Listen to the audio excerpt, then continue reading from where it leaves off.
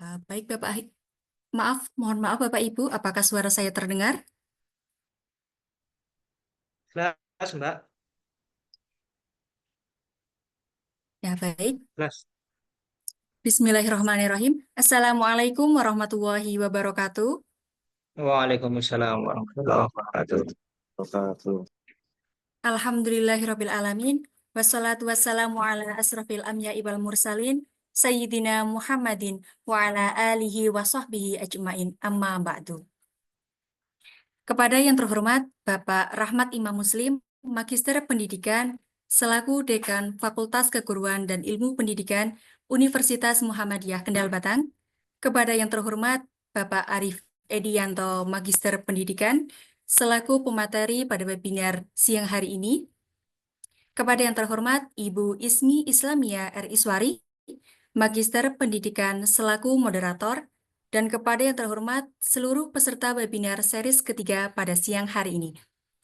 Puji syukur, marilah kita panjatkan atas kehadirat Allah Subhanahu wa Ta'ala yang telah melimpahkan rahmat dan karunia-Nya sehingga kita dapat berkumpul dalam acara webinar series ketiga dengan tema tinjauan praktis pembelajaran mendalam dalam keadaan sehat walafiat.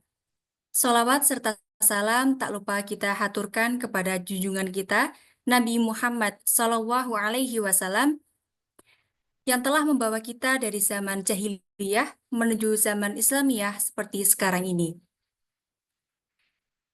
Saya, Intan Amala Fitra, selaku pembawa acara akan membacakan susunan acara pada siang hari ini. Acara yang pertama, pembukaan.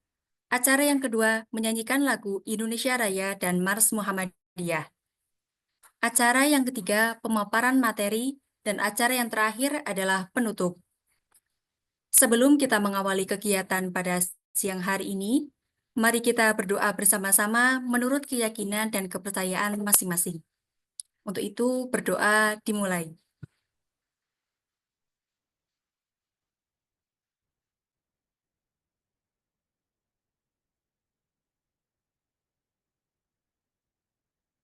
Berdoa selesai. Acara selanjutnya menyanyikan lagu Indonesia Raya dan Mars Muhammadiyah.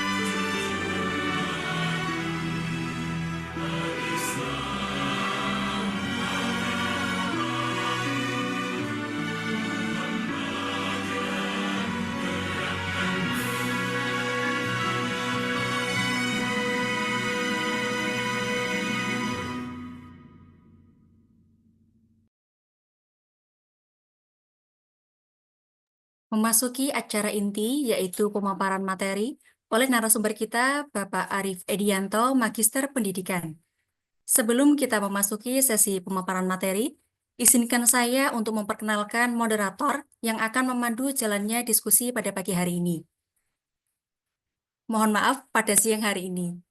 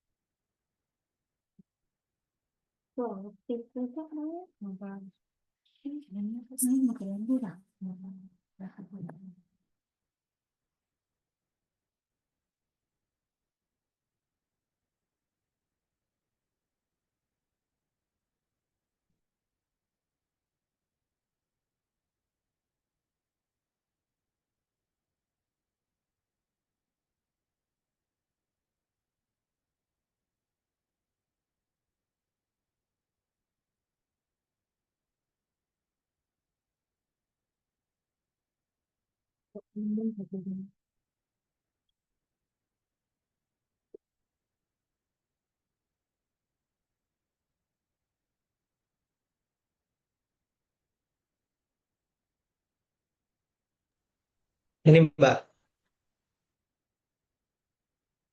Ya, baik Pak. Beliau adalah Ibu Ismi Islamia R. Iswari, Magister Pendidikan, tempat tanggal lahir Batang 11 Januari 1996, pendidikan terakhir S2 Pendidikan Bahasa Inggris di Universitas Negeri Semarang. Beliau adalah dosen pendidikan bahasa Inggris di Universitas Muhammadiyah Kendal Batang. Untuk itu, kepada Ibu Ismi Islamia R. Iswari, Magister Pendidikan, waktu dan tempat kami persilahkan. Baik, terima kasih Mbak Intan atas waktunya. Oke, bismillahirrahmanirrahim. Assalamualaikum warahmatullahi wabarakatuh. Waalaikumsalam warahmatullahi wabarakatuh. Assalamualaikum warahmatullahi wabarakatuh. Ya. Selamat siang dan selamat datang kepada semua peserta. Terima kasih saya ucapkan kepada MC yang telah memberikan kesempatan kepada saya untuk memandu acara webinar pada siang hari ini. Sebelumnya mohon izin untuk memperkenalkan diri saya terlebih dahulu ya. Perkenalkan, nama saya Ismi Islamia Eriswari, selaku moderator pada webinar pada siang hari ini. Kepada yang terhormat Bapak Rahmat Imam Muslim, Magister Pendidikan, selaku Dekan FKIP Universitas Muhammadiyah Kendal Batang. Kepada yang terhormat Bapak Arif Edianto, Magister Pendidikan, selaku pemateri pada webinar siang hari ini. Dan kepada yang terhormat seluruh peserta webinar series ketiga pada siang hari ini. Saya sangat senang melihat antusiasme Anda semua dalam keikutsertaannya pada acara webinar series ketiga yang diadakan pada siang hari ini. Webinar ini diadakan guna meramaikan rangkaian acara Milad Umba yang ketiga. Terima kasih sekali lagi saya ucapkan atas kehadirannya. Webinar kali ini akan dipaparkan oleh Bapak Arif Edianto, Magister Pendidikan, dengan judul Tinjauan Praktis Pembelajaran Mendalam. Sebelumnya, perkenankan saya untuk membacakan biodata dari Bapak Arif Edianto.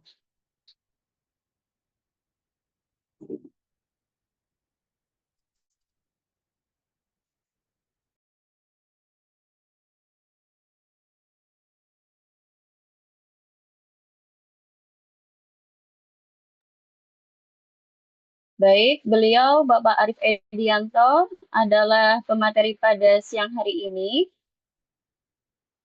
Bapak Arif Edianto Magister Pendidikan, lahir pada tanggal 7 Maret 1978 di Grobogan, Pendidikan terakhir Sarjana Strata 2 Pendidikan Mata, yang sekarang telah menjabat sebagai Kepala SMK Negeri Semarang. Beliau memiliki prestasi yang sangat luar biasa. Yang pertama, dia rencana pendidikan dari guru dan berdedikasi luar biasa. Prestasi yang kedua, KSSMK Inspiratif Nasional Kemendikbud.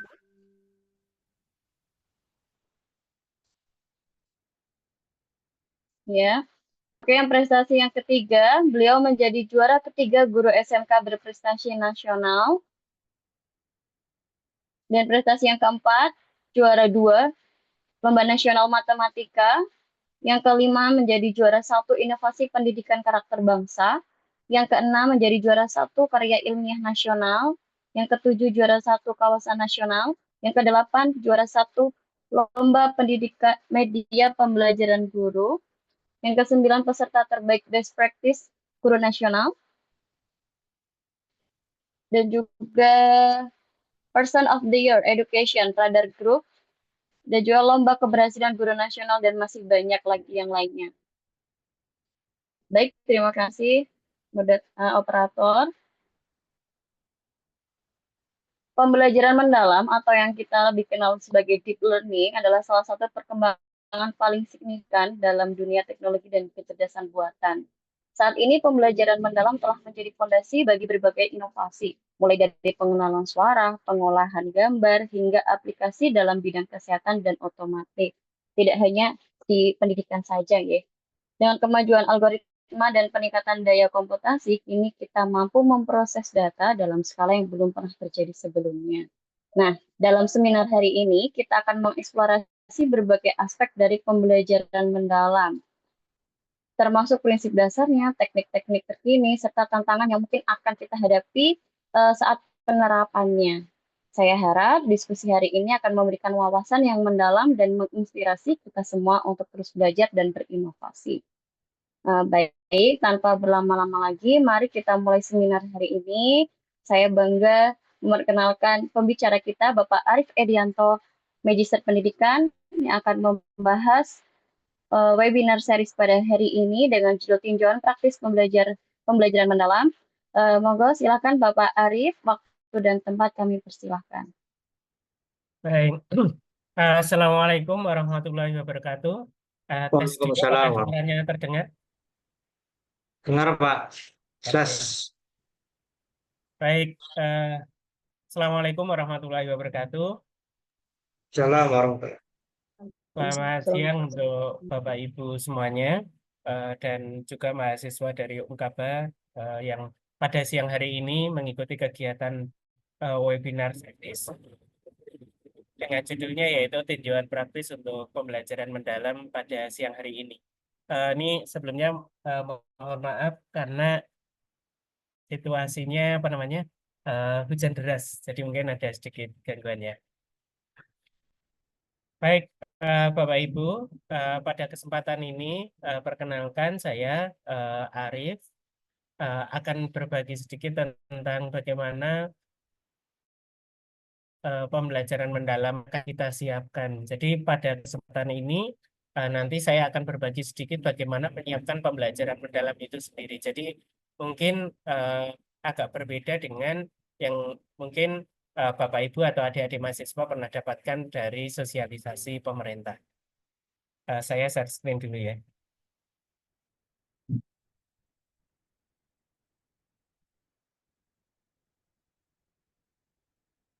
Ya, baik. Terima kasih Bapak Ibu semuanya.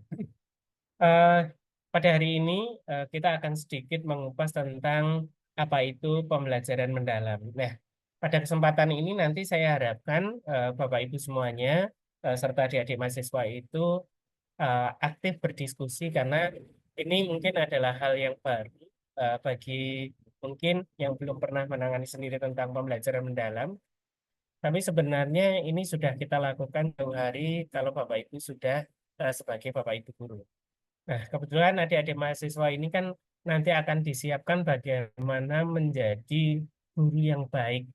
Makanya kita nanti akan diskusi, ini bisa jadi pengalaman secara pribadi ketika berada di sekolah, atau mungkin informasi-informasi yang sudah didapatkan di luar sana. Baik, kenapa kita harus belajar mendalam? Saya akan mulai dari pengantar kecil. Nanti kita akan diskusi secara Saya punya cerita dulu. Ini ceritanya ada dua orang guru. Yang pertama nanti Pak Edi, yang kedua itu Bu Ari. Nah, ini ceritanya ketika Pak Edi dan Bu Ari itu melakukan pembelajaran di kelas. Pak Edi itu guru matematika misalnya di sebuah SMA. Dia ngajar materi statistik pada mata pelajaran matematika. Sebelum mengajar, ia membuat RPP yang telah ditandatangani oleh pimpinan atau kepala sekolah. Pada saat mengajar, ia mulai dengan mengucapkan salam, mengecek kehadiran anak, dan menyampaikan tujuan pembelajaran. Pak Edi memaparkan materi dengan bantuan slide PowerPoint yang telah ia buat. Kemudian dia mulai memaparkan materi dari pengertian statistik, sejarahnya seperti apa, kemudian bagaimana cara menyajikan dari statistika itu. Anak-anak di kelas itu mendengarkan dengan baik. Setelah memaparkan materi, Pak Edi minta anak untuk bertanya pada hal-hal yang belum dipahami. Selanjutnya, Pak Edi itu meminta anak-anak untuk mengerjakan lembar kerja di buku yang telah diberikan oleh sekolah. Pak Edi berkeliling kelas untuk memberikan bantuan terbatas bagi anak yang mengalami kesulitan atau scaffolding gitu ya. Kegiatan diakhiri dengan mengumpulkan tugas yang diberikan dan ada perwakilan anak diminta untuk melakukan refleksi pembelajaran yang telah dilakukan hari ini. Ini yang dilakukan Pak Edi. Untuk hari ini sedikit berbeda dengan yang dilakukan oleh Pak Edi dengan materi yang sama. Bu Hari guru matematika di SMA mengajar materi matematika.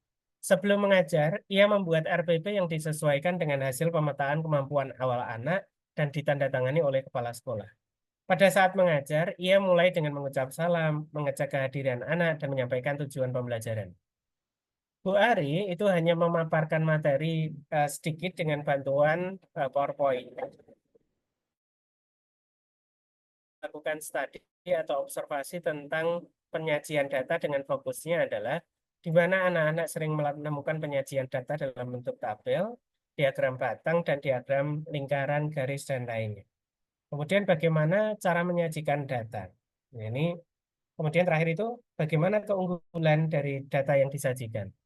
Setelah kegiatan studi atau observasi, anak-anak itu diberikan waktu untuk kerjasama dengan kelompoknya dan presentasi. Kemudian diakhiri dengan kegiatan penguatan dan ada perwakilan anak untuk melakukan refleksi pembelajaran hari ini. Nah, tadi ada dua ya. Yang pertama itu Pak Edi dan yang kedua itu adalah Bu Ari. Nah, dari dua kasus guru yang mengajar di kelas, Pak Edi tadi dengan Bu Ari, itu menurut adik-adik mahasiswa itu yang dilakukan oleh Bu Ari atau Pak Edi itu sudah melakukan pembelajaran mendalam atau belum gitu. Silahkan berkomentar dulu di lewat chat gitu ya. Silahkan. Apakah Pak Edi itu sudah pembelajaran mendalam atau Bu Ari itu sudah melakukan pembelajaran mendalam? Atau mungkin punya saran, apakah pembelajaran yang dilakukan Pak Edi dan Bu Ari ini bagaimana caranya agar menjadi pembelajaran mendalam? Silahkan masing-masing bisa memberikan komentar dulu di lewat chat Zoom ini. Ya, silahkan. Saya tunggu dulu.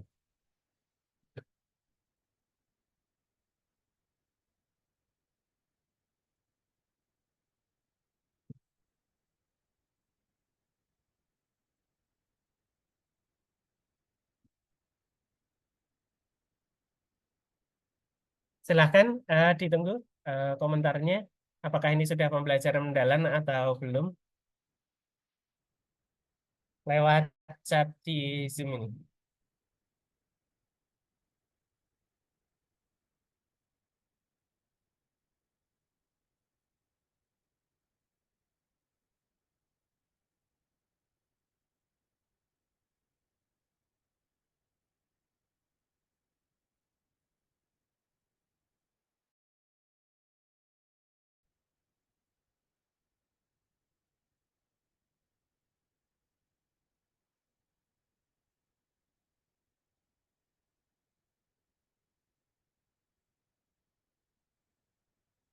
Silahkan baru satu yang berkomentar.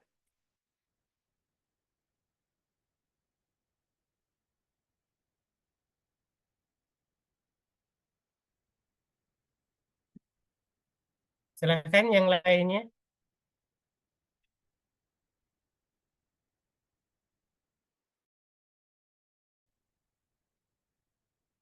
Ini dari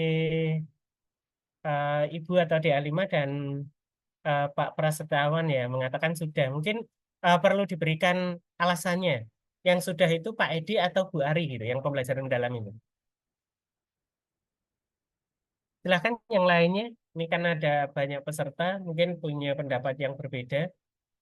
Jadi webinar series itu tidak hanya mendengarkan, tapi kita diskusi agar nanti Bapak Ibu bisa mendengar apa namanya mendengar ini dengan baik, memahami bersama dan nanti bisa mengaplikasikan ketika kita jadi guru nanti. Silakan adik-adik.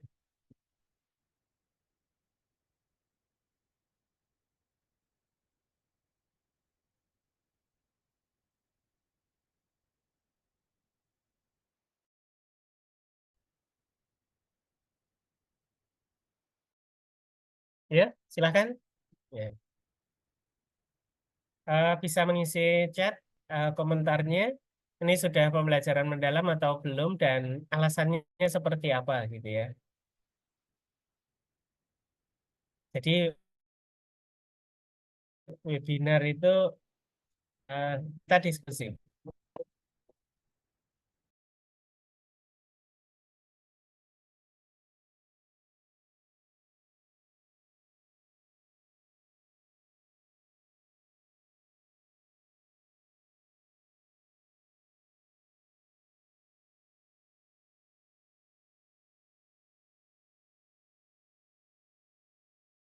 Atau mungkin boleh berkomentar secara langsung.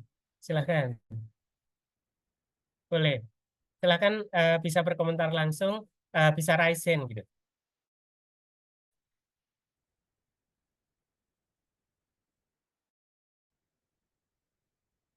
Nah, kalau nggak ada, saya tanya ya. Ini dari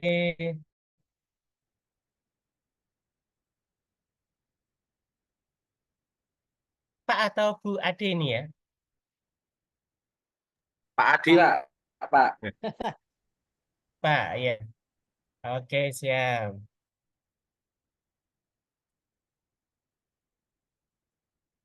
Oke, baru 4. Silakan yang lainnya. Ini saya mau minta pendapatnya adik ini ya, dia atau Bu Alvina Khairunisa.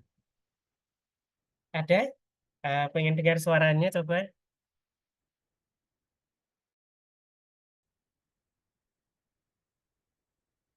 Alvin Khairunisa. Ibu atau Dek? Pendapatnya.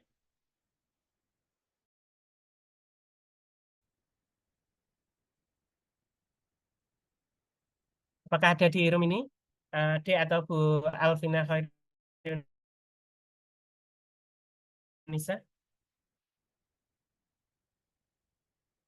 Halo?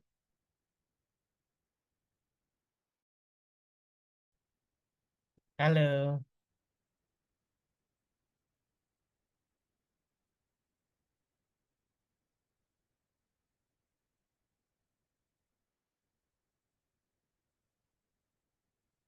Oke.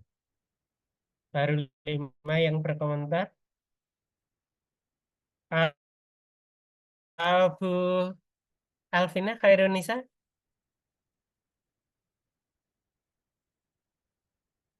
Bu Alvina Khairunisa? Mungkin biar apa namanya eh, kita saling bisa melihat. Mungkin on cam aja ya Bapak Ibu ya. Silahkan on cam, Semoga on Bapak Ibu kamera. semuanya bisa on cam kamera, Iya, para peserta iya. webinar. Biar kita bisa diskusi nih. Nanti eh, Bapak Ibu dapat ilmu, jadi tidak mendekat. Silahkan bisa on cam dulu.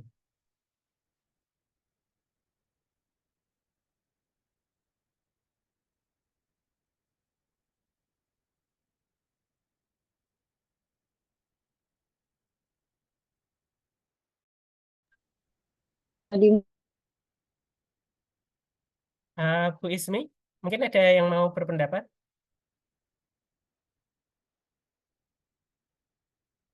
Eh, Silakan on cam dulu ya, biar nanti kita saling diskusi.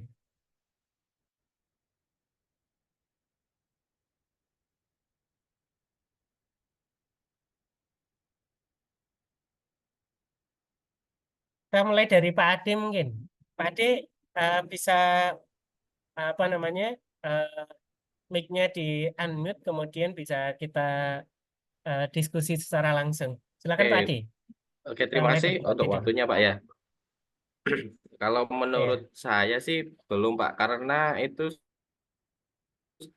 apa ya, kegiatan guru sehari-hari. Kalau menurut saya, sedangkan untuk ya pendekatan pembelajaran itu yang mendalam itu mungkin berfokus pada proses atau pembelajaran bermakna. Intinya siswa mempunyai kesadaran yang penuh apa dalam kegiatan atau pembelajaran yang mereka mereka lakukan. Sebelumnya mohon maaf karena ini kamera saya itu rada error Pak, jadi saya menggunakan background apa belakangnya itu muka saya nanti yang ke background kayak gitu. Jadi cuma apa ya background aja langsung gitu. Ya terima kasih Oke, Pak. terima kasih Pak Ade. Nggak apa-apa, siap. Baik, mungkin ada yang mau berpendapat yang lainnya dulu sebelum kita lanjutkan. Kita diskusi dulu.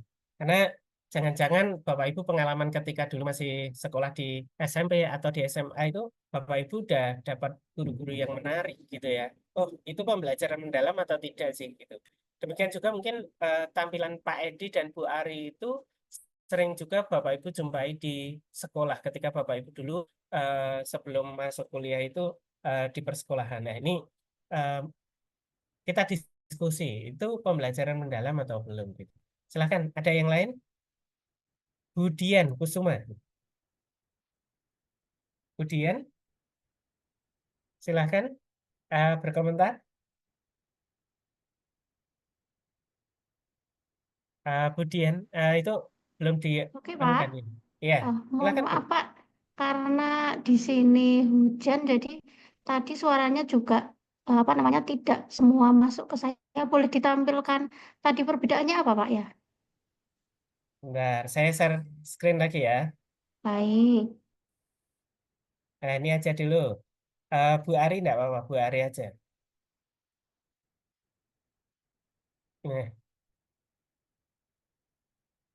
Nah, apa yang dilakukan Bu Ari itu sudah melakukan pembelajaran mendalam atau belum menurut Budian gitu?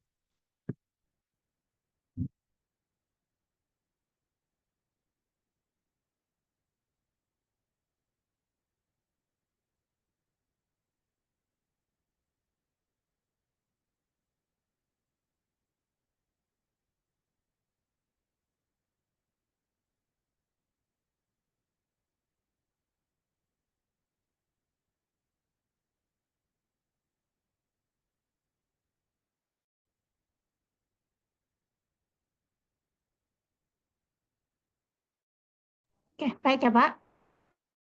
Ya, Eh, sebelumnya di sini mungkin ya kalau yang dilihat dari slide poin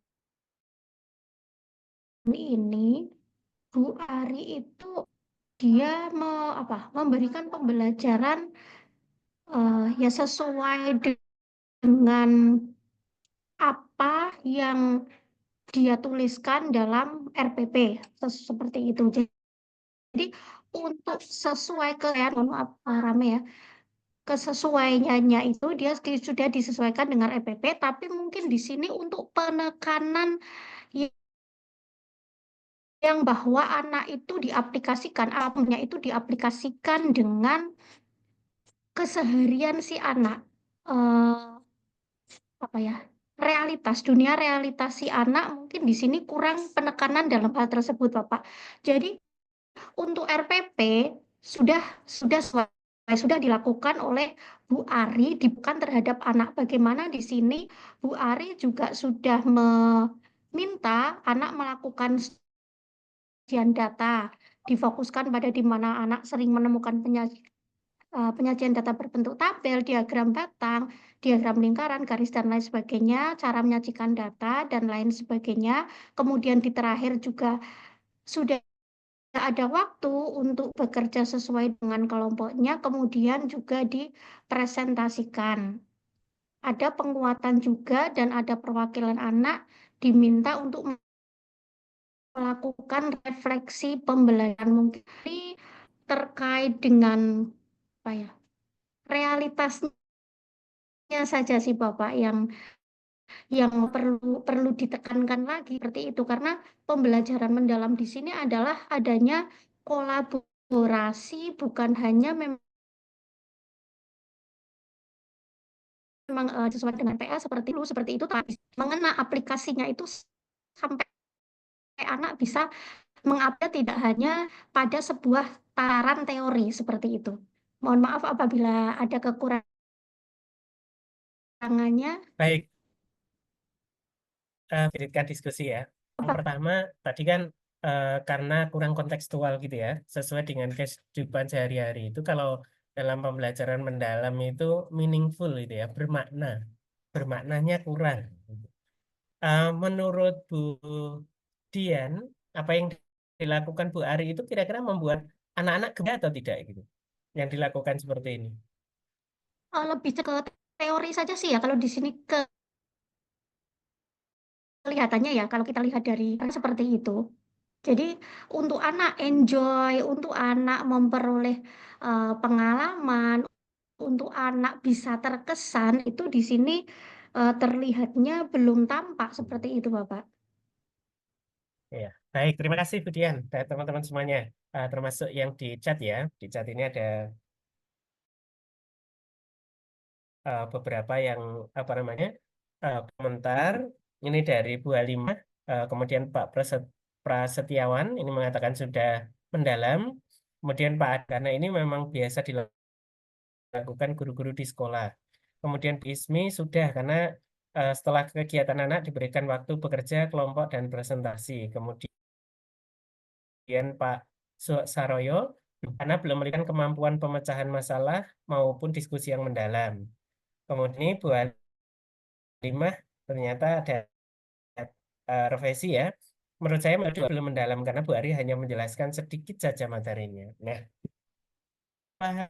hal yang perlu kita perhatikan. Yang pertama, kalau kita bicara tentang pembelajaran mendalam gitu ya. Bentar, ini saya lanjutkan PowerPoint-nya. Kalau kita belajar tentang pembelajaran mendalam, jadi pembelajaran mendalam itu sebenarnya pendekatan yang sudah biasa Bapak Ibu guru lakukan di sekolah. Di mana konsep di pembelajaran mendalam ini yang pertama adalah bagaimana penekanan pada penciptaan suasana belajar dan proses belajar yang berkesadaran. Berkesadaran itu mindful gitu. Bagaimana anak-anak itu sadar kalau mereka belajar di sekolah itu untuk hidupnya, untuk masa depannya dan apa namanya mungkin untuk orang-orang yang mencintai dia, terutama keluarga. Yang kedua itu bermakna, meaningful. Ya, jadi belajar itu tidak hanya sadar, bermakna. Kemudian yang terakhir itu menggembirakan, joyful. Ya, melalui olahraga dan olahraga secara holistik dan terpadu. Ya, kita kembali apa yang dilakukan oleh Pak Edi dan Bu Ari tadi. Yang pertama, apa yang dilakukan Pak Edi itu hampir atau bahkan kita mengatakan sebagian besar guru-guru kita itu melakukan hal yang seperti itu. Artinya itu memang hal yang biasa dilakukan oleh Bapak Ibu di sekolahan. Tapi itu belum merupakan pembelajaran mendalam. Kenapa?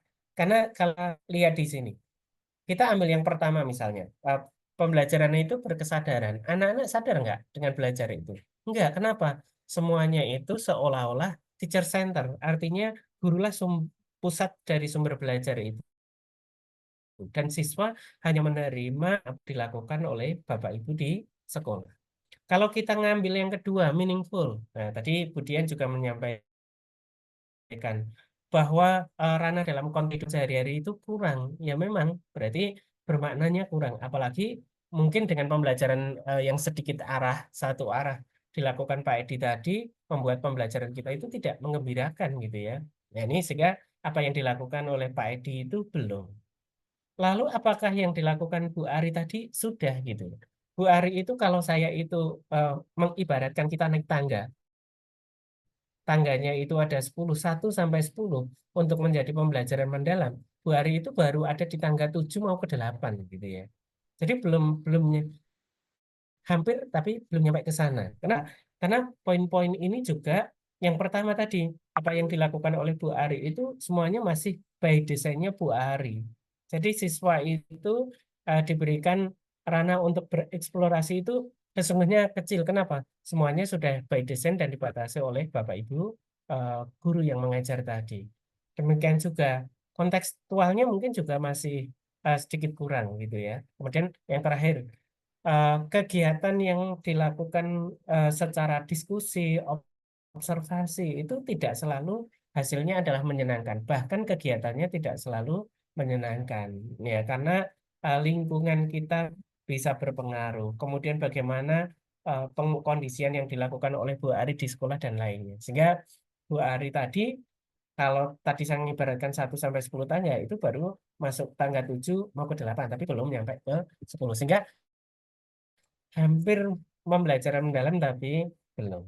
Ya, pada kesempatan ini saya akan sedikit mengulas tentang bagaimana sih menciptakan pembelajaran yang berkesadaran,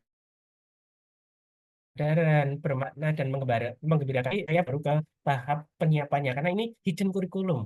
Jadi kalau kita lihat naskah akademik dalam pembelajaran mendalam ini hanya sedikit banyak yang belajar tentang pembelajaran mendalam itu hanya kulit luarnya, tapi ruhnya itu sebenarnya apa sih? Ini kadang terlewat. Saya akan masuk di poin ini saja. Ya, kenapa kita harus melakukan pembelajaran mendalam ini? Yang pertama, perubahan masa depan itu sulit diprediksi. Mungkin kita tahu dulu kita ketika muda pembelajaran yang kita lakukan seperti mungkin dulu kita belum banyak jalan tol. Dulu ketika awal-awal jalan tol itu ya ketika kita lewat masih bayar pakai uang cash. Sekarang ternyata sudah digantikan oleh mesin lewat kartu. Nah, demikian juga dulu kita belajar itu harus apa namanya disampaikan oleh Bapak Ibu guru. Belajarnya kalau nggak itu ya lewat video atau bahkan kita belajarnya hanya lewat buku. Tapi kita belajar itu tidak dibatasi. Jadi tidak hanya guru, tidak hanya buku, tidak hanya video YouTube. Tapi sekarang adik-adik mahasiswa kenal dengan AI. Kemarin Pak Utomo itu menyampaikan bagaimana AI itu dipersiapkan untuk membantu guru menjadi lebih baik. Jadi, tapi kita tidak ingin dijajah oleh AI kan ya. Jadi AI itu penting untuk menyiapkan bagaimana kita jadi guru yang baik. Itu salah satu. Eh, Ketika kita bicara tentang AI berarti kita harus menyiapkan diri kita dengan lebih baik. Memang semua tidak bisa diselesaikan oleh AI, tapi kita juga harus belajar bagaimana AI itu bermakna untuk hidup kita dan bermanfaat untuk orang lain. Kemudian yang kedua itu permasalahan tentang mutu pendidikan, rase, hots, kemudian bagaimana pendidikan itu antara yang di kota dengan di desa bahkan daerah terpencil tidak sama, gitu ya. Ini juga tantangan kita di masa depan. Literasi numerasi kita itu masih rendah, gitu Bapak Ibu. Ya, ini saya menantang ya di mahasiswa itu, ayo Zoom atau webinar seperti ini tuh tidak identik dengan hanya mendengarkan, tapi kita diskusi gitu. Sehingga kita bisa dan tahu apa yang dilakukan oleh narasumber dan apa yang bisa kita berikan dalam kegiatan diskusi ini. Jadi saya berharap juga adik-adik mahasiswa itu tidak diam, hanya mendengarkan kegiatan webinar ini, tapi ayo kita bersama-sama. Di sini kita belajar bareng. Kemudian bonus demokrasi dan terakhir adalah kompetensi masa depan. Ini saya tidak ulas secara dalamnya. Ya. Ketika kita bicara tentang pembelajaran mendalam, ada beberapa hal yang apa namanya kita harus ketahui. Yang pertama, apapun kurikulumnya, apapun strategi model pembelajaran yang kita lakukan di sekolah, apapun strategi atau metodenya yang kita lakukan di sekolah, muaranya itu cuma satu. Apa itu? Yaitu bagaimana kita mencetak lulusan yang benar. Ada noise mungkin bisa dimatikan dulu dari peserta, dari host. Oke. Jadi ketika kita mengajarkan sesuatu kepada anak-anak, memberikan sesuatu lewat beberapa kegiatan yang ada di sekolah, bahkan kita melakukan banyak hal di sekolah dalam 3 tahun itu muaranya cuma satu, bagaimana menyiapkan lulusan kita yang baik. Nah, dalam pembelajaran mendalam ini ada namanya profil lulusan itu nanti ada 8. Nah, keimanan, ketakwaan kepada Tuhan Yang Maha Esa, kewargaan, kreativitas, kritis, kemudian kesehatan dan komunikasi. Ini kalau deep learning sendiri pembelajaran mendalam itu 6C gitu ya, tapi di pembelajaran mendalam versi Indonesia itu kita dengan 8C. Kemudian yang kedua, bagaimana prinsip pembelajarannya. Nah, ini yang kita akan ulas hari ini, yaitu berkesadaran, bermakna, dan mengembirakan.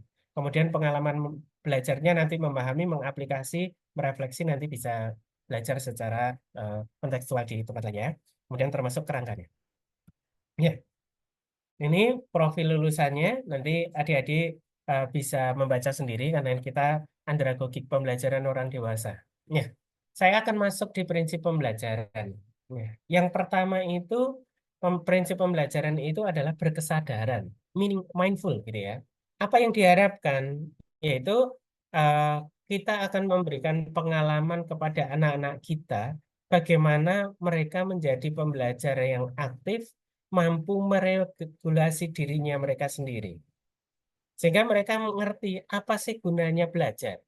Kemudian mereka akan timbul motivasi. Bagaimana saya akan menjadi orang hebat, orang sukses? Maka ada unsur dari pribadi, unsur intrinsik dari dalam untuk belajar dengan baik, kemudian mengembangkan strategi belajarnya untuk mencapai tujuan. Nah, kalau kita mengambil bagaimana teori berkesadaran itu banyak ya, tapi saya ngambil satu yaitu dari Ellen ini, yaitu The Power of Mindful Learning.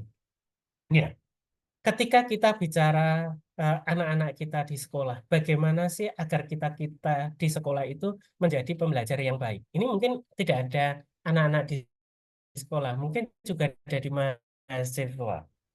Bagaimana menjadi mahasiswa itu yang memahami bahwa dia belajar di sekolah, belajar di kampus itu benar-benar kesadaran diri bahwa saya belajar ini itu untuk saya, untuk keluarga saya, untuk masa depan saya. Jadi belajar itu bukan untuk menggugurkan kewajiban. Atau kita kuliah itu tidak hanya saya datang menyimak dengan baik dan pulang. Nah, ini butuh berapa hal. Kalau kita mengambil triangle of mindful learning gitu, yang pertama itu kita harus menerima dulu. Ya. Maksudnya bagaimana?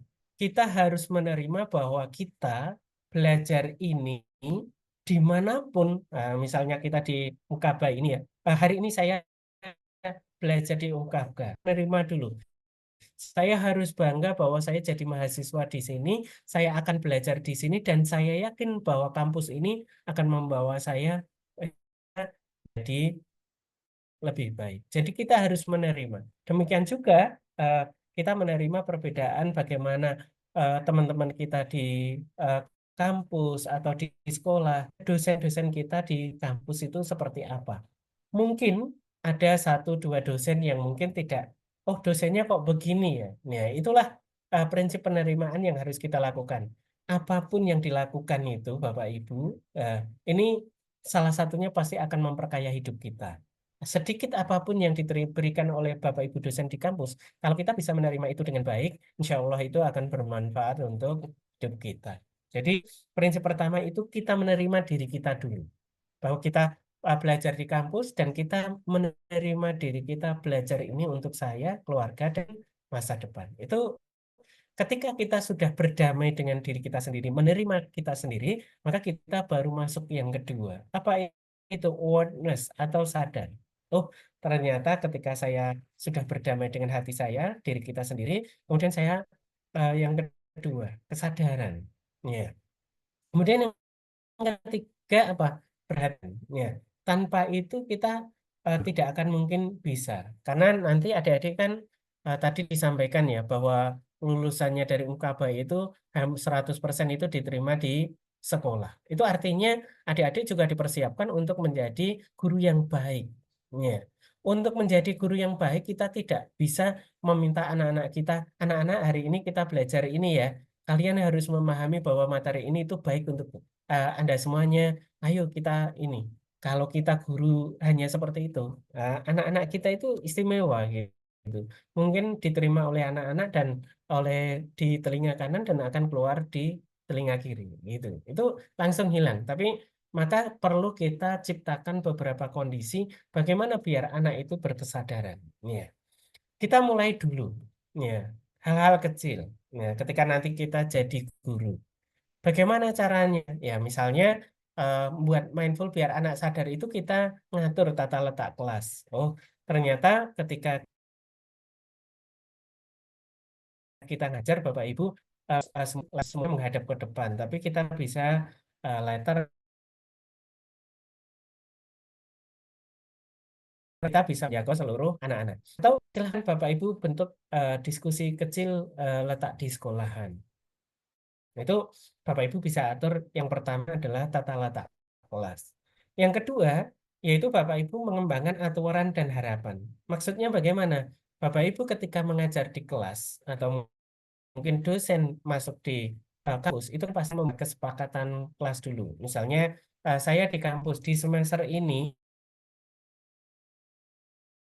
pertemuan kita misalnya ada mahasiswa itu bahaya minimal 8 kali pertemuan. Itu namanya kesepakatan kelas. Ketika nanti di sekolah atau di kampus ada sampah, ada apa namanya hal-hal yang belum kita siapkan, bagaimana yang harus dilakukan mahasiswa?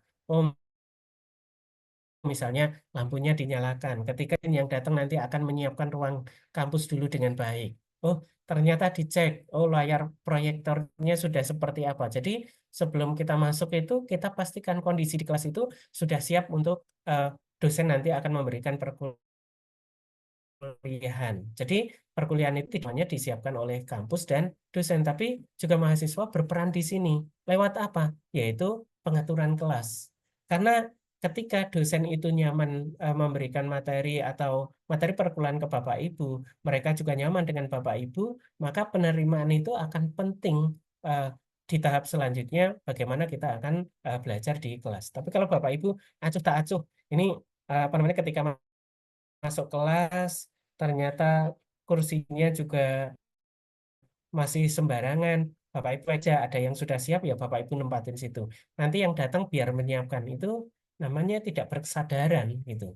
Jadi kita tidak menciptakan kondisi itu tetapi hanya untuk diri kita sendiri tapi tidak untuk komunitas. Nah, ini contoh sederhana. Kemudian ini ada pengelolaan waktu. Ya, bagaimana nanti guru dan adik-adik mahasiswa itu sebagai calon guru nanti bisa mengatur waktu dengan baik. Kapan akan menerangkan, kapan akan berdiskusi, kapan melakukan assessment, kapan ada attending kelas gitu. Kapan akan memberikan feedback dan lain-lain. Ini contohnya sederhana. Ya, contohnya ini ya tadi ya. Bagaimana kita melibatkan adik-adik mahasiswa atau murid ketika untuk menciptakan bagaimana peraturan di kelas dan menciptakan lingkungan yang aman dan nyaman. Ini salah satu mindful yang bisa kita lakukan. Lalu bagaimana menanamkan itu untuk anak-anak di sekolahan atau adik-adik mahasiswa? Nah, yang pertama adalah ketika nanti adik-adik itu jadi guru, ketika adik-adik nanti mau mengajar, pastikan yang pertama adalah adik-adik itu mengecek kesiapan belajar anak. Lewat apa? Bisa lewat angket. Atau Bapak Ibu bisa bertanya secara langsung. Atau Bapak Ibu bisa menggunakan parameter yang Bapak Ibu gunakan dan mungkin punya hal yang berbeda. Kemudian yang kedua adalah ciptakan lingkungan fisik yang aman dan nyaman. Ya, berarti Bapak Ibu ketika jadi guru atau berada di kampus sekarang jadi mahasiswa tadi, bagaimana kelasnya, pastikan itu pencahayaannya cukup, kursi tertata dengan rapi, mejanya sudah tertata dengan rapi, tidak ada apa namanya hal-hal yang mengganggu proses belajar mengajar di sekolah atau kampus. Kemudian kembangkan iklim sekolah yang positif. Jadi Bapak Ibu harus jadi yang guru yang humanis gitu ya.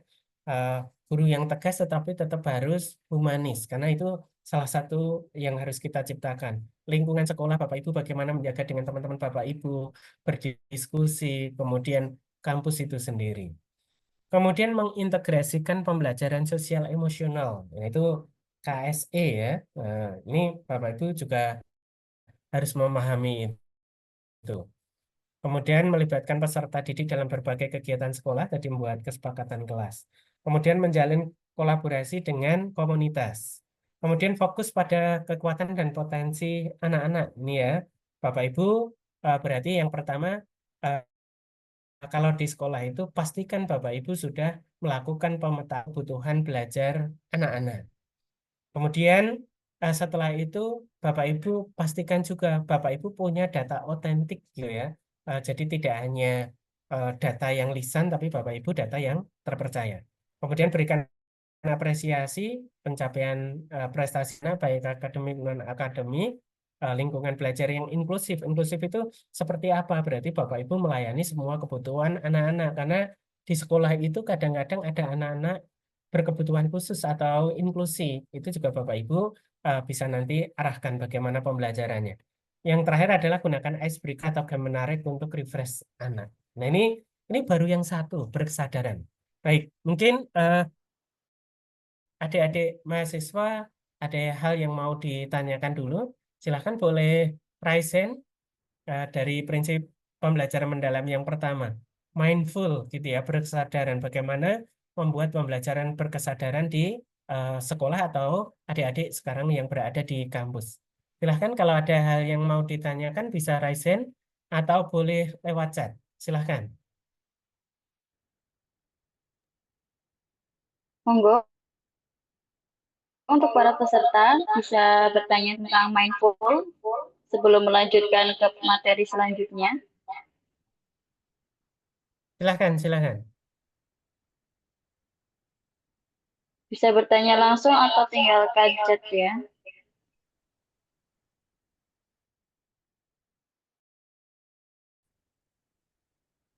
Izin bertanya, Pak. Iya, silahkan. Ya, mohon maaf, waktunya mengganggu bentar. Berkaitan dengan tadi ice breaking, Pak, ya, berarti itu ada jeda ataupun memberi waktu pada siswa untuk merefleksikan pikirannya ya, mungkin karena udah penat dengan mata pelajaran yang udah banyak atau dan sebagainya. Saya itu kemarin melihat Pak di story Facebook, Reels Facebook apa, Instagram saya lupa. Dia itu guru Pak. Dia itu mempertanyakan ice breaking itu sebenarnya gunanya untuk apa sih? Sedangkan kalau dilihat kan kebanyakan konten-konten kreator guru-guru itu kan kayak ya sekedar ngasih apa ya refreshing aja. Tapi apakah dengan berkaitan dengan mata pelajaran yang guru itu sampaikan itu sebenarnya berkesinambungan nggak? Apakah cuma untuk yang ngisi waktu luang aja biar siswa tidak penat dengan pembelajaran yang apa siswa itu alami tiap harinya kayak gitu, Pak? Baik, terima kasih. Yang pertama itu untuk penggunaan icebreaker ya. Nah, kalau kita kaitkan dengan pembelajaran mendalam itu sebenarnya ada dua hal. Yang pertama, kalau icebreaker yang kita gunakan itu bersesuaian dengan materi, cantik gitu ya. Artinya kita jadi guru berarti kita memang melakukan effort atau usaha yang luar biasa. Tapi yang ada icebreaker yang mungkin tidak berkaitan dengan materi, itu diperbolehkan. Tujuannya apa?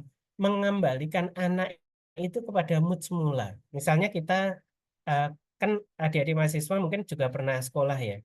Misalnya kita situasinya itu panas gitu ya, pas musim kemarau.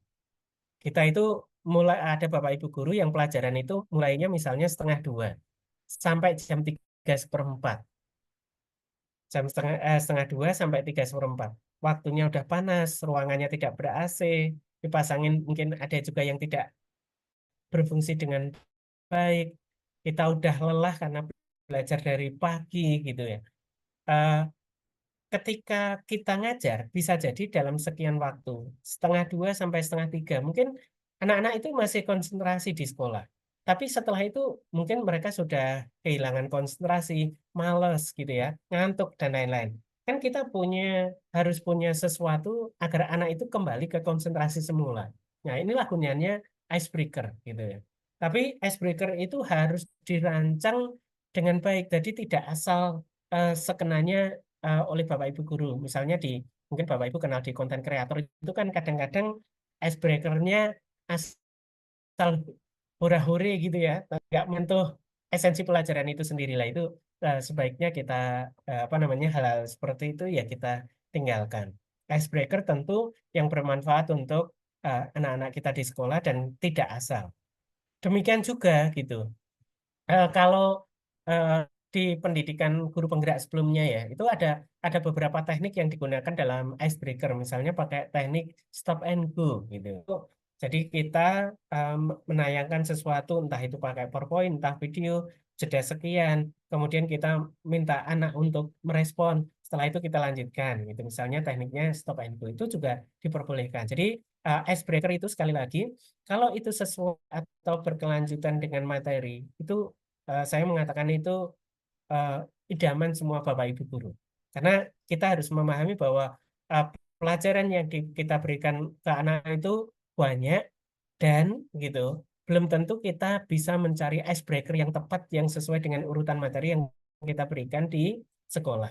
Yang kedua adalah kita mencari icebreaker yang mendidik, edukatif untuk anak-anak, untuk pemecah tadi ya, ketika anak jenuh, bosen, lelah, ngantuk, dan lain-lain, sehingga mereka berkesadaran kembali lagi ke pembelajaran yang didesain oleh Bapak Ibu guru. Begitu. Terima kasih. Mungkin ada lagi atau mungkin perlu diskusi lanjutan, dipersilahkan. Silahkan. Kalau ada yang mau bertanya lagi, dipersilahkan.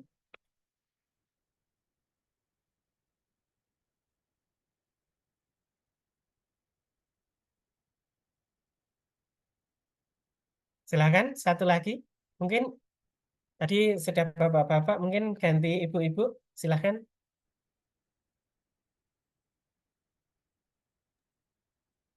Silahkan. Monggo Ibu-ibu. Untuk para mahasiswi yang ingin bertanya.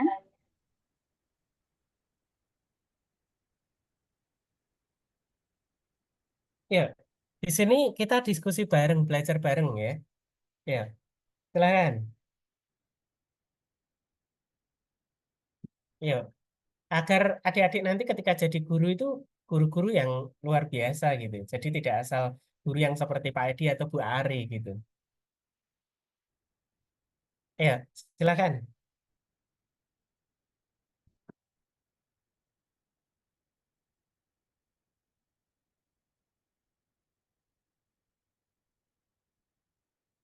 Silakan. Adik-adik mahasiswa yang putri.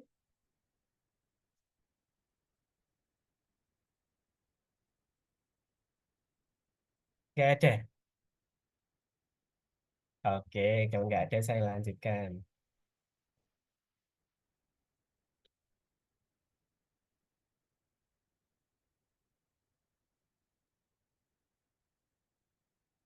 Baik. Ini prinsip yang pertama tadi ya, berkesadaran atau mindful. Ya, yang kedua itu bermakna atau meaningful gitu ya.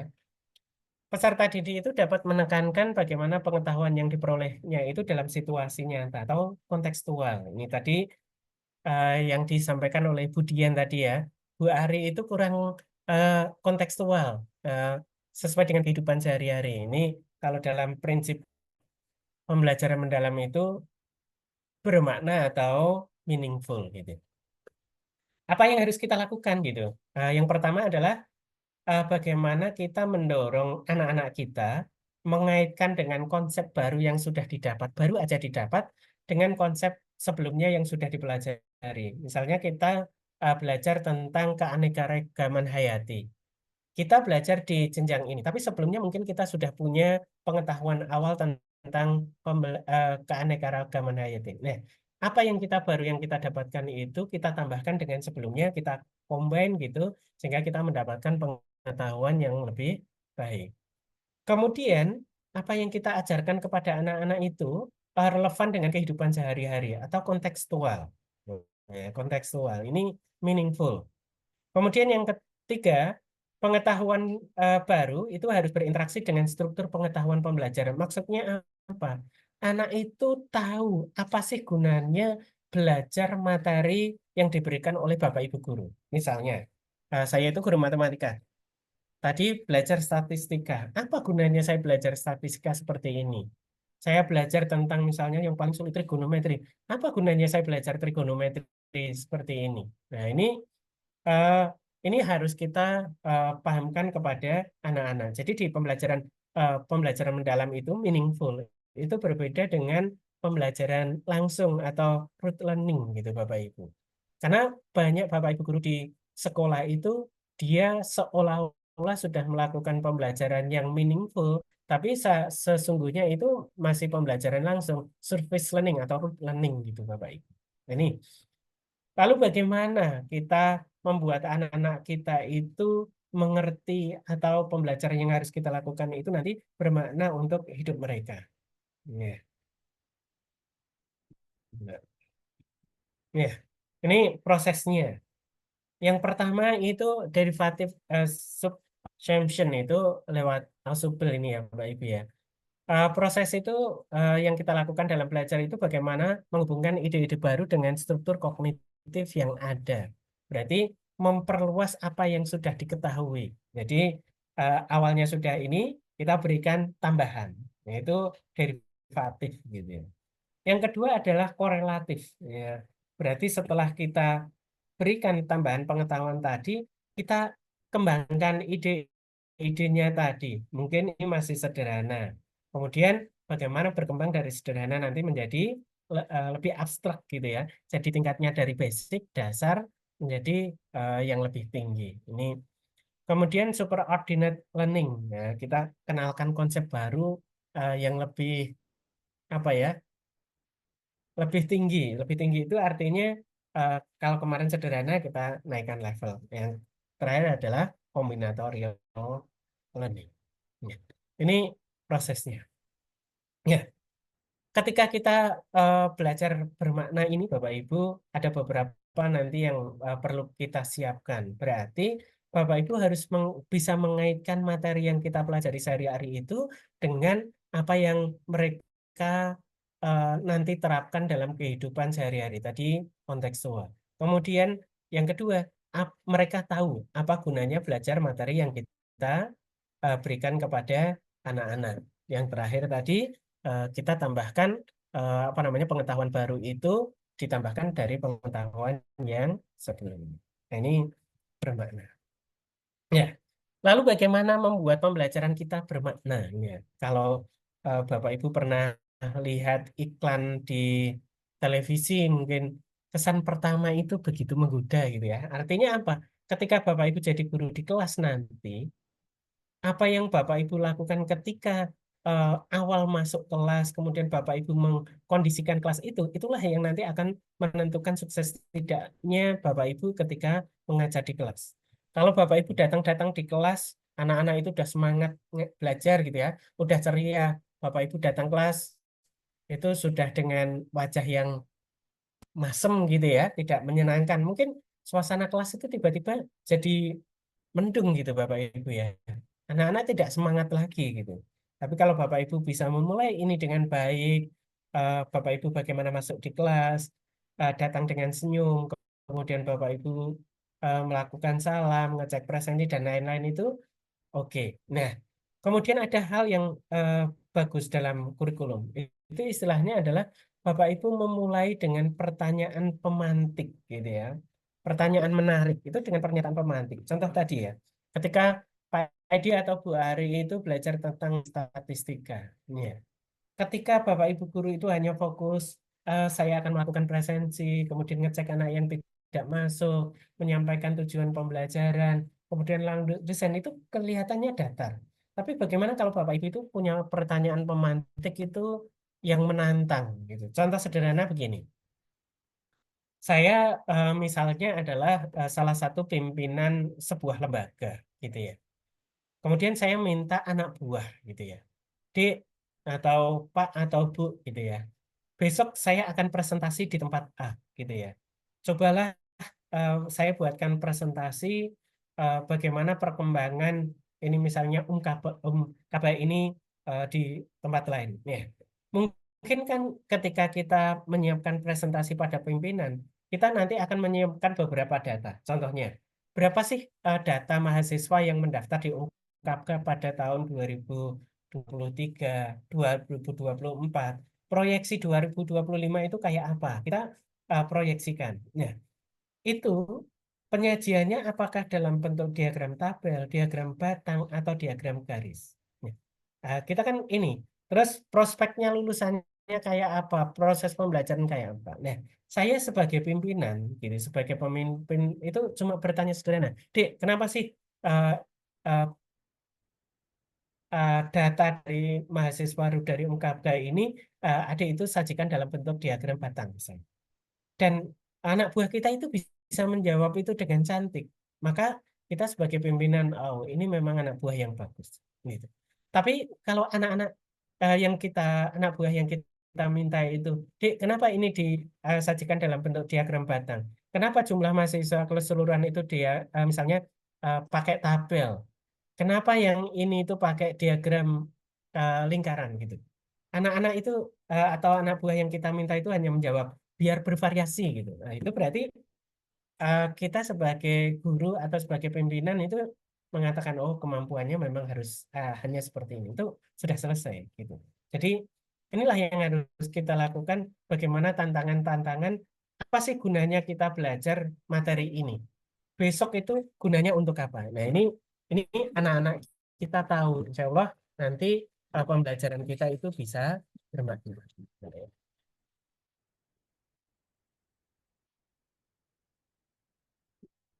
Oke.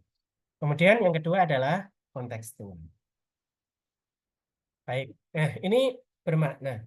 Mungkin dari sini dulu sederhana, ada yang perlu didiskusikan atau bertanya? Silahkan.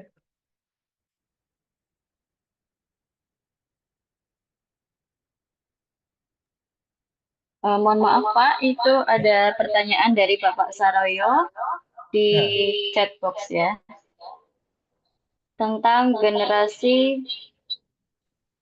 Gen Z, siswa Gen Z cenderung tidak bisa konsentrasi dalam waktu yang lama, sehingga proses pembelajaran dipecah-pecah.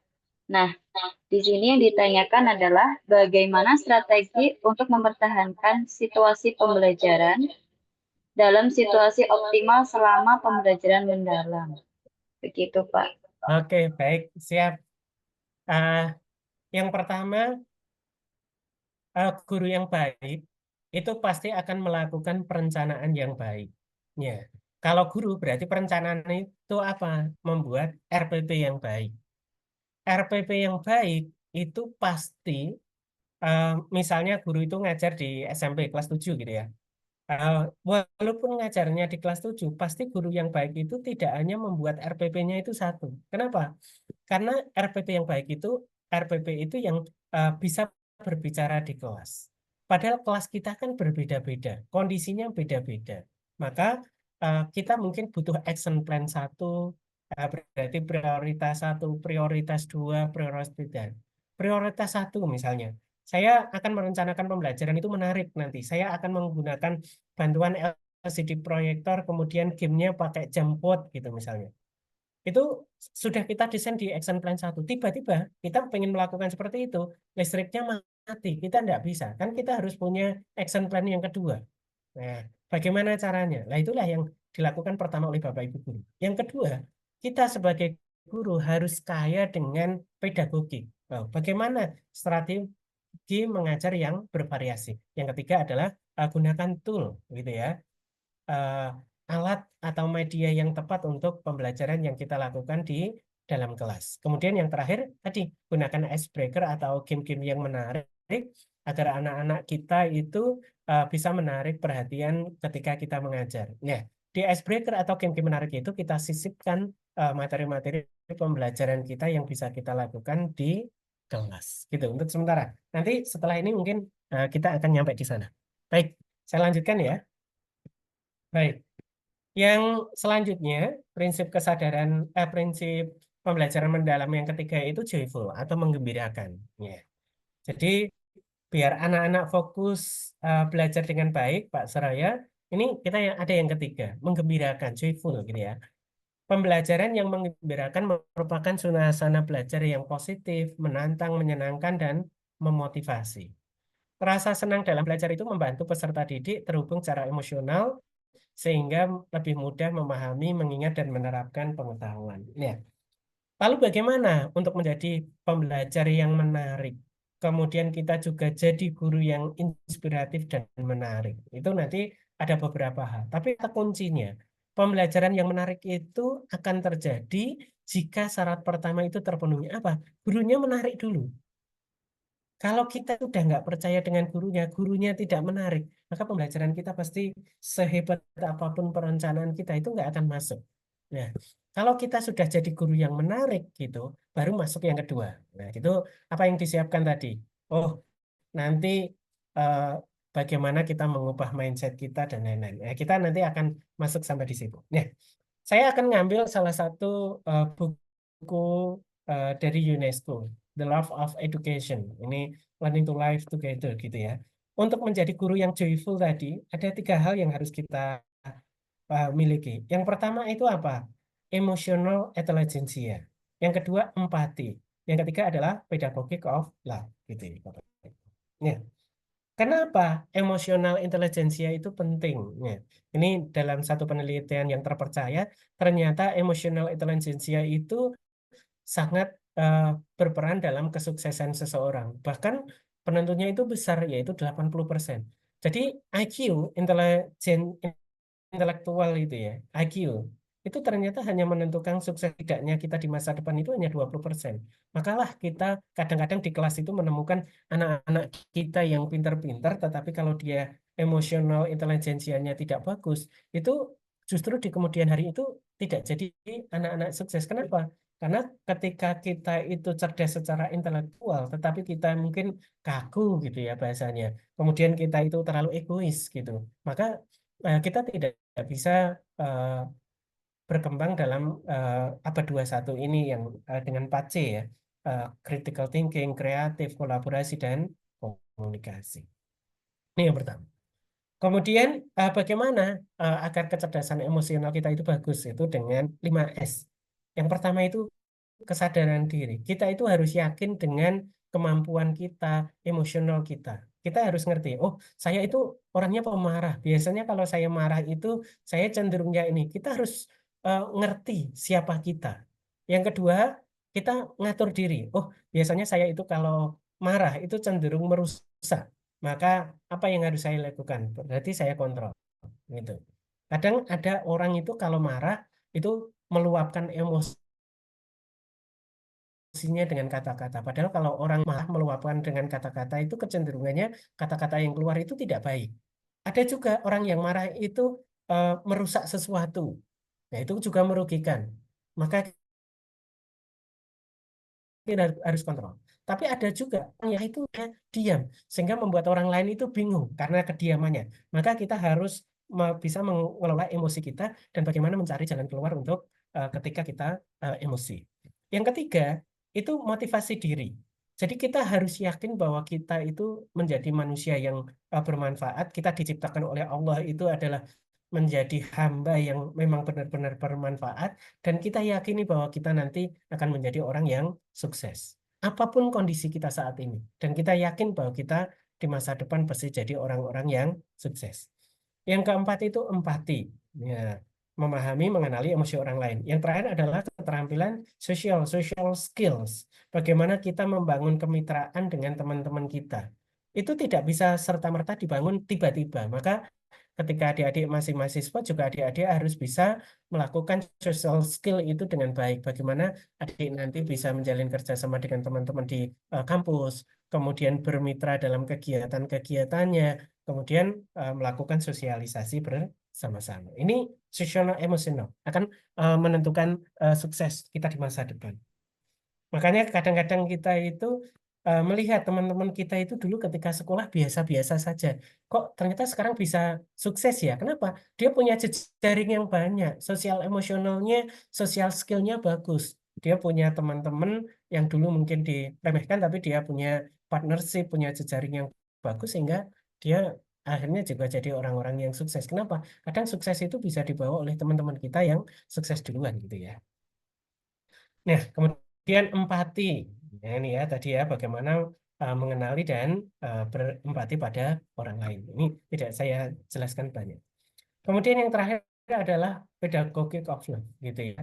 Jadi untuk jadi guru yang baik, Bapak Ibu harus punya kemampuan pedagogik yang bagus. Nih ya, kalau kita mengutip pada UNESCO di The Pedagogic of Love ini ada 3 hal. Yang pertama adalah attitude. Ya. Bapak Ibu ketika sudah kuliah di sini dan nanti sudah meyakini diri bahwa saya akan menjadi guru, yang pertama Bapak Ibu harus punya keinginan, harus punya motivasi bagaimana nanti menjadi pendidik sejati yang mencintai pekerjaannya dan Bapak Ibu tulus ikhlas dalam mengabdi di dunia keguruan. Bapak Ibu peduli, penuh kasih sayang, kemudian bisa menjalin relasi yang baik dengan murid dan stakeholder di sekolah. Itu yang pertama. Yang kedua, emosi. Ya, Bapak Ibu tadi sosial emosional ya, mampu mengelola emosinya, kemudian secara aktif berkomunikasi bersosial dengan orang lain. Yang ketiga adalah action, mengambil keputusan. Tentunya keputusan itu tidak asal diambil, tapi Bapak Ibu sesuaikan dengan regulasi yang ada, etika, pengalaman, kemudian kebermanfaatannya atau well-being, kebahagiaan itu untuk diri sendiri dan orang lain. Jadi kalau kita pakai UNESCO, ada juga yang Kaizen. Kalau kita kadang-kadang lihat di Jepang itu kok bisa maju ya, kayak apa sih gitu. Itu pedagogiknya di Jepang itu 6 bagian. Yang pertama adalah love for the school. Apa itu? Berarti pendidik itu harus mencintai tempatnya bekerja. Sama seperti adik-adik mahasiswa. Adik-adik mahasiswa harus bangga dengan ungkapan. Ya, saya bangga ketika ada orang lain tanya, "Dik, kuliah di mana?" "Saya kuliah di UNKAM." Itu harus mantep gitu. Tidak, oh saya sekolah di nganu kok, di Batang ini, di Kendal ini gitu. Enggak, Bapak Ibu harus mantep dulu. Yang kedua, love of college gitu ya. Menjaga hubungan dengan rekan kerja. Berarti rekan kerja itu ya teman-teman mahasiswa adik, kemudian dosen, demikian juga nanti beberapa relasi adik-adik semua. Love of administrator berarti karyawan yang ada di kampus. Ya. Kemudian mencintai diri sendiri, harus bangga dengan dirinya, yakin dengan kemampuannya. Nah, ini untuk jadi guru yang baik. Kemudian love for content gitu ya. Apa itu? Ya berarti adik-adik nanti akan mengajar apa gitu. Itu juga harus adik-adik kuasai, kembangkan terus-menerus. Berarti kompetensinya harus kita selalu kuatkan. Dan terakhir adalah love for the learner. Mencintai apa? Anak-anak kita dengan prinsip saling menghormati. Ya.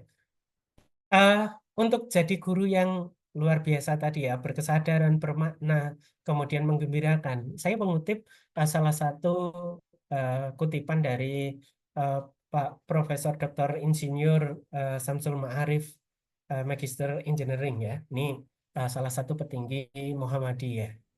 Ya, ternyata ketika kita bicara tentang pendidik sejati, headset gitu ya, headset itu pendidik sejati itu. Ada 3 hal yang harus kita lakukan. Nanti ada 3+1, tapi satunya tidak saya masukkan di sini. Yang pertama itu mindset. Jadi untuk menjadi pendidik sejati, kita harus punya mindset yang bagus. Mindsetnya apa? Berarti paling tidak kita punya konsep yaitu growth mindset. Ya, prinsip yang berkembang. Ternyata mengubah mindset cara pandang saja itu nggak cukup. Kita masuk yang kedua apa? Skill set. Kita harus punya kemampuan dan keterampilan yang baik. Dan yang terakhir adalah tool set. Guru-guru yang luar biasa, guru-guru yang baik pasti akan memikirkan cara bagaimana belajar yang baik, belajar yang bervariasi sehingga anak-anak kita nggak bosan, anak-anak senang. Alat dan media yang digunakan untuk apa? Nah, kalau Bapak Ibu sudah melewati 3 hal ini, tambah 1. Apa itu? Yaitu spiritual. Karena adik-adik kan orang Muhammadiyah. Jiwa spiritualnya harus bagus. Ya. Nah, ingat. Nah, ternyata untuk menjadi pendidik yang luar biasa, pendidik yang sejati itu nggak mudah. Iya, gitu. Nah, saya inginkan di sini. Di luar sana, mungkin juga adik-adik ada yang begitu. Banyak di antara teman-teman kita itu yang menuntut perubahan. Tapi kita sendiri itu nggak mau jadi bagian dari perubahan itu sendiri. Contohnya bagaimana? Kita menginginkan kalau kita punya dosen-dosen itu ya datangnya tepat waktu. Kemudian kalau ngajar itu dengan baik dan bla bla bla, rajin. Tapi ternyata kita sebagai dosen itu kadang-kadang datangnya terlambat. Kalau belum mepet kuliah, belum masuk ruangan untuk menyiapkan kita. Kita pakai baju juga seadanya. Nah, misalnya begitu. Itu berarti kita masih jadi orang yang menuntut perubahan, tapi belum menjadi orang yang menjadi perubahan itu sendiri. Dan saya harapkan adik-adik mahasiswa di sini nanti menjadi orang yang mau berubah. Karena orang yang mau berubah itu hanya sedikit. Paling banyak adalah orang yang menuntut perubahan. Oke, baik. Sampai di sini dulu. Kita diskusi dulu. Silakan. Boleh chat, boleh langsung raise hand, atau boleh silakan buka mic-nya. Silakan.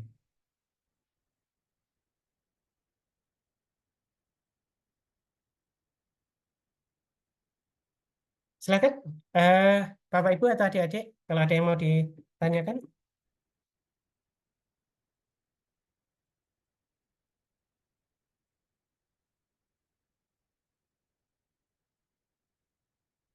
Silakan.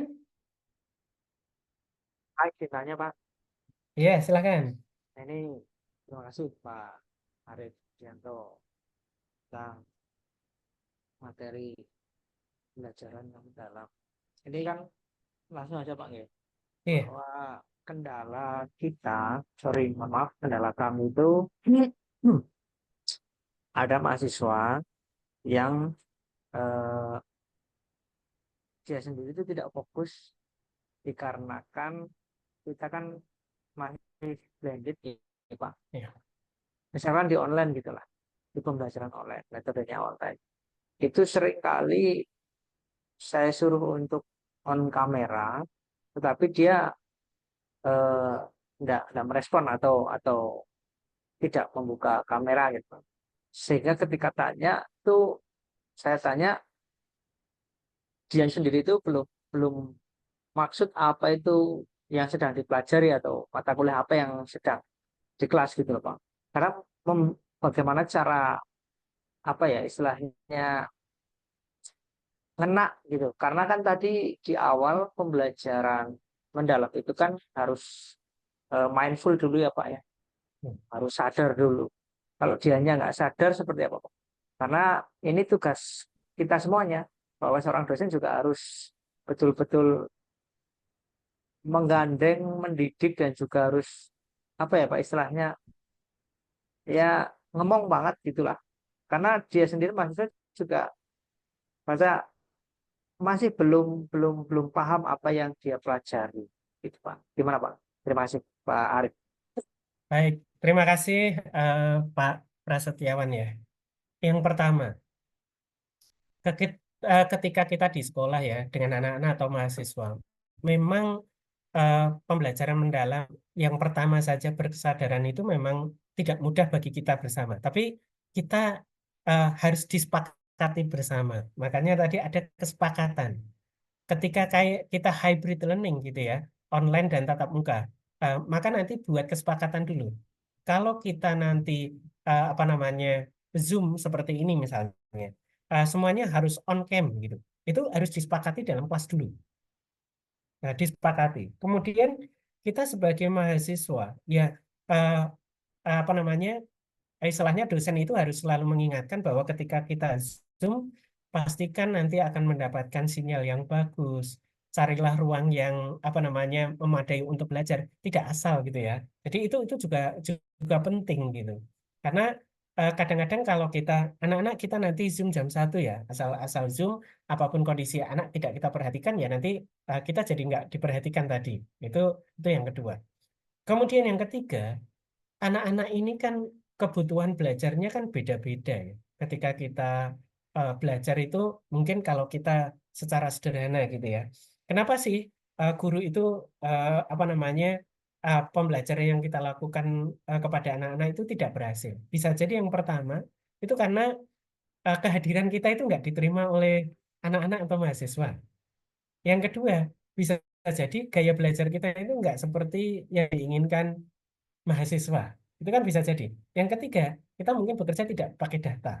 Nah, datanya bagaimana? Ya berarti kita kalau saya guru atau dosen, mungkin perlu memberikan angket atau instrumen apa untuk mendeteksi kebutuhan belajar mahasiswa kita.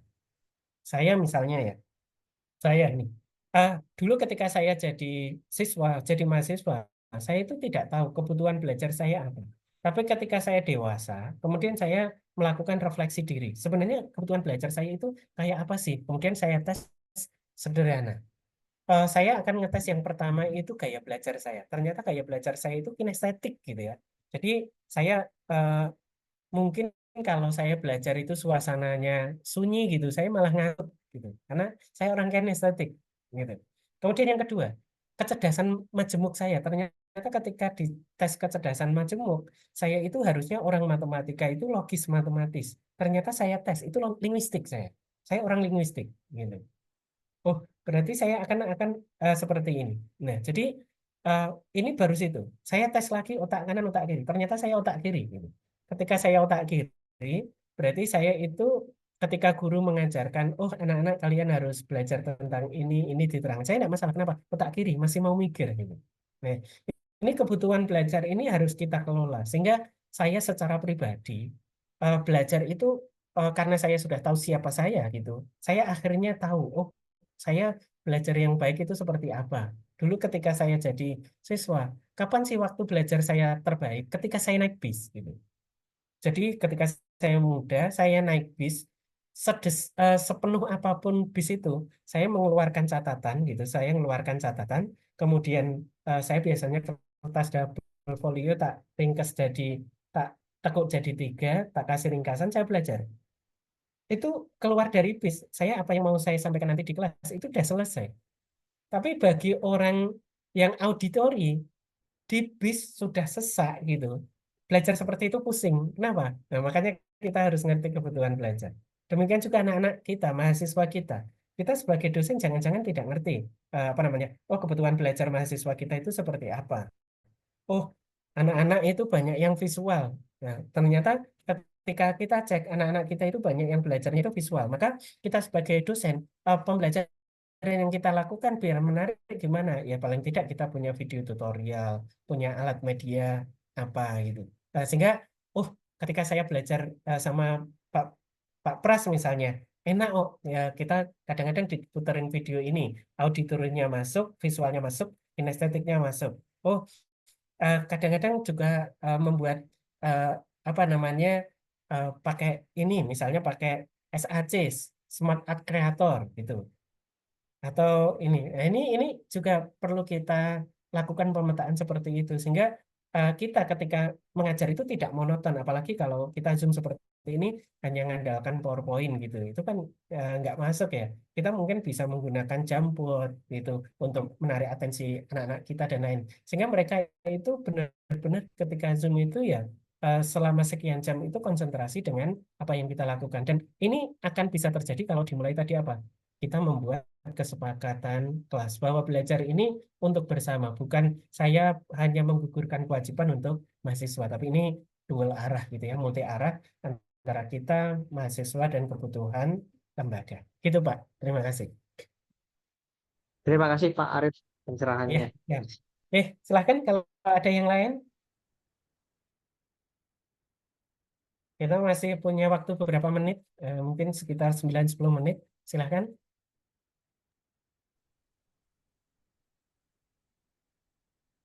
Nggak ada. Kalau nggak ada, saya lanjutkan ya. Baik.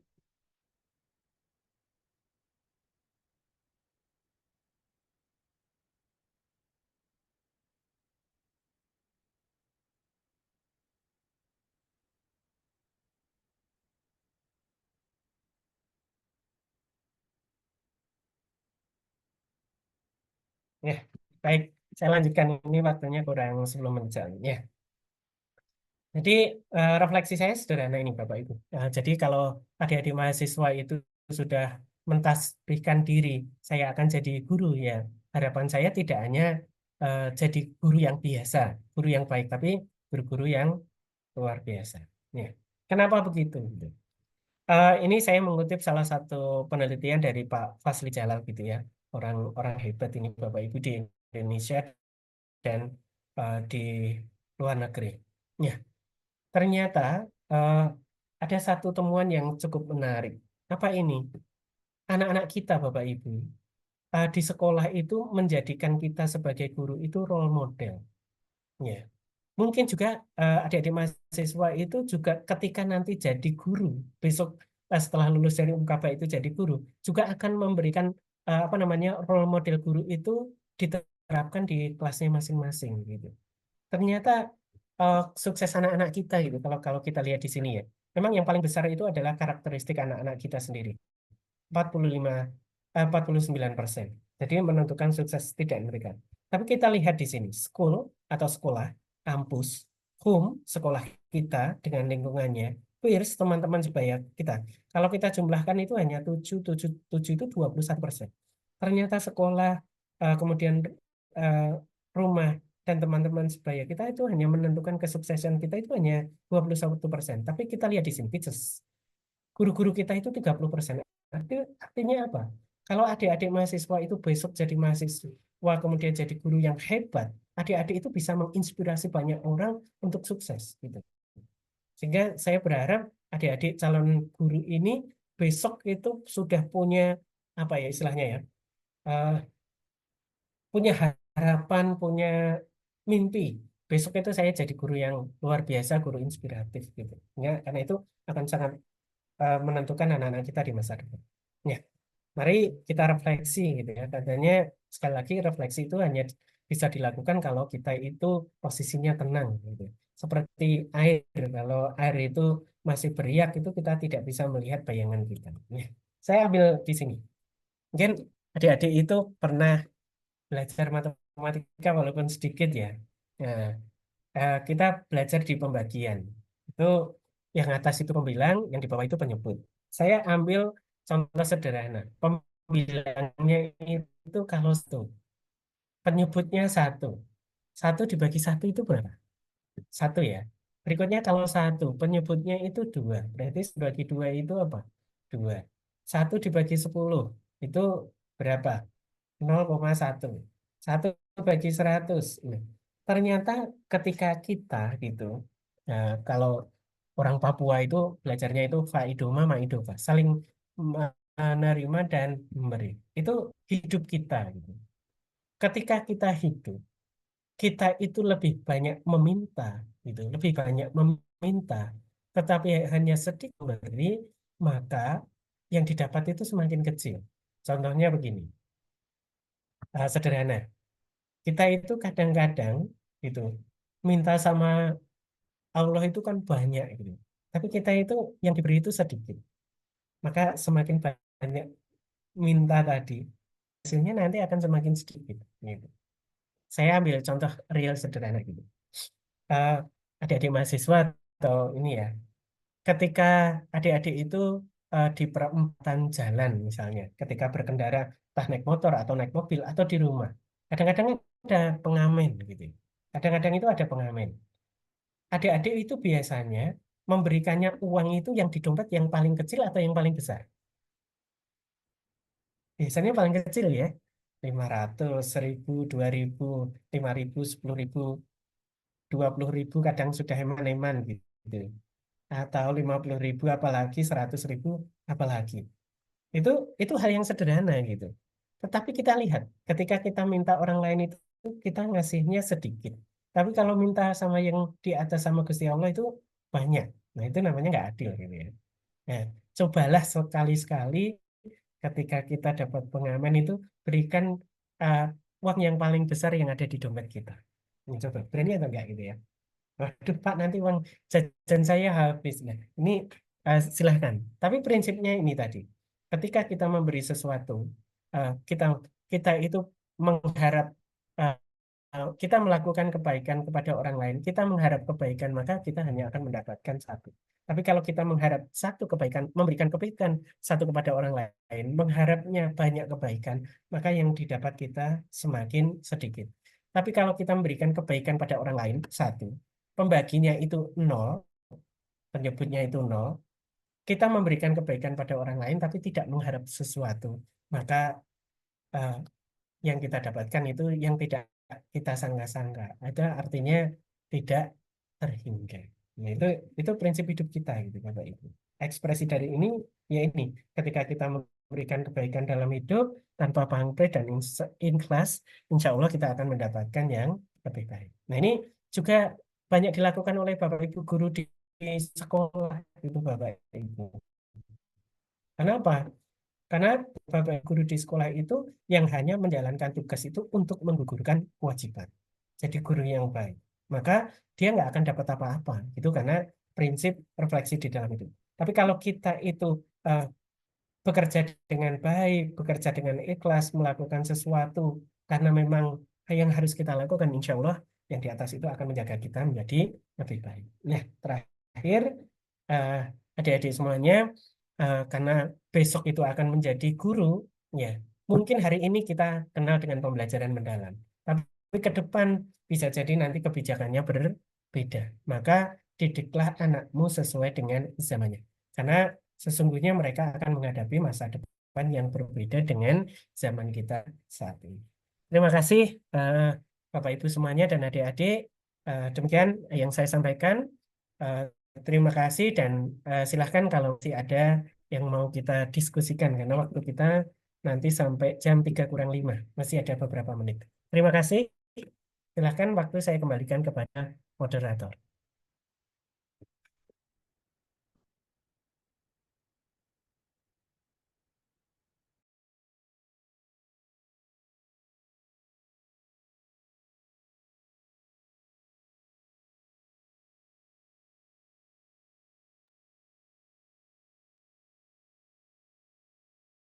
Silahkan waktu saya kembalikan kepada moderator.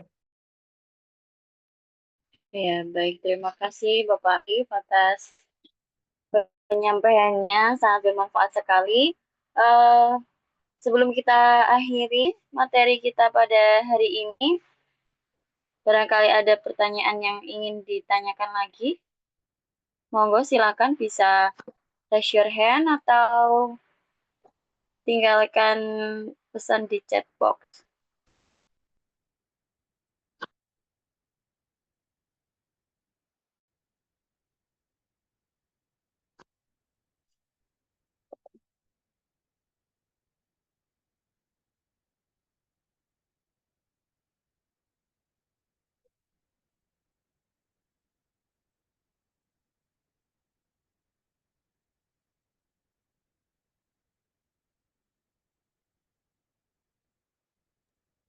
Sudah tidak ada mungkin Bu. Oh iya. Oke, terima Oh kasih. baik. Jika sudah tidak ada, sebelum saya akhiri, saya sedikit membacakan resume untuk materi kita pada siang hari ini, Nggih. Jadi kita hari ini kita sudah belajar tentang deep learning atau pembelajaran mendalam. Nah, pembelajaran mendalam ini ternyata adalah sebuah pendekatan yang menekankan pada dalam suasana belajar dan proses pembelajaran. Yaitu ada 3, yaitu mindful, meaningful, dan juga joyful. Gitu, Pak Nggih. Nah, ya.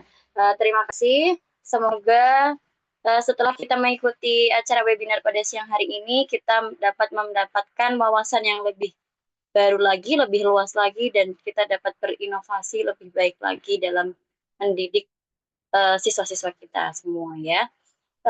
Mohon maaf sebelumnya, sebelum saya akhiri, minta tolong kita bisa berfoto bersama dulu, screenshot gitu ya.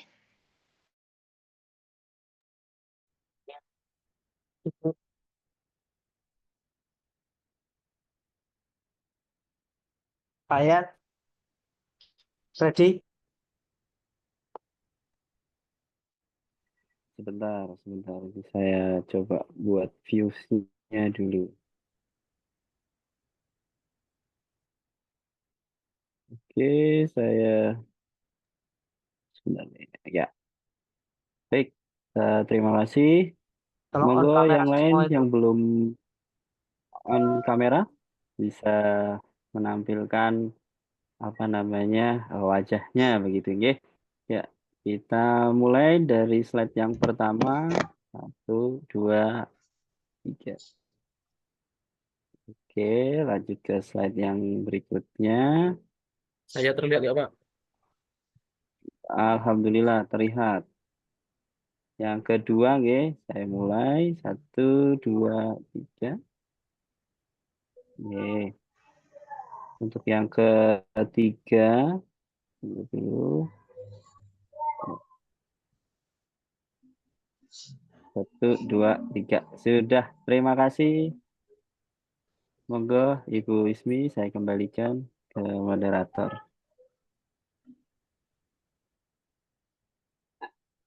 Oke, baik, terima kasih. Terima kasih saya ucapkan sekali lagi untuk Bapak Arif Edianto atas pemaparan materinya. Terima kasih juga untuk semua peserta yang sudah mengikuti webinar pada siang hari ini. Terima kasih. Wassalamualaikum warahmatullahi wabarakatuh. Acara sepenuhnya saya kembalikan kepada MC. Terima kasih Mbak Intan, monggo. Ya, baik Bu, terima kasih. Alhamdulillah kita telah sampai di penghujung acara webinar series ketiga dengan tema tinjauan praktis pembelajaran mendalam. Semoga ilmu yang kita dapatkan hari ini bisa bermanfaat dan dapat kita aplikasikan dalam dunia pendidikan. Sekian, saya Intan Amala Fitra selaku pembawa acara memohon maaf jika ada kekurangan selama memandu acara ini. Terima kasih. Billahi taufiq wal hidayah. Wassalamualaikum warahmatullahi wabarakatuh. Waalaikumsalam warahmatullahi wabarakatuh. Assalamualaikum warahmatullahi wabarakatuh.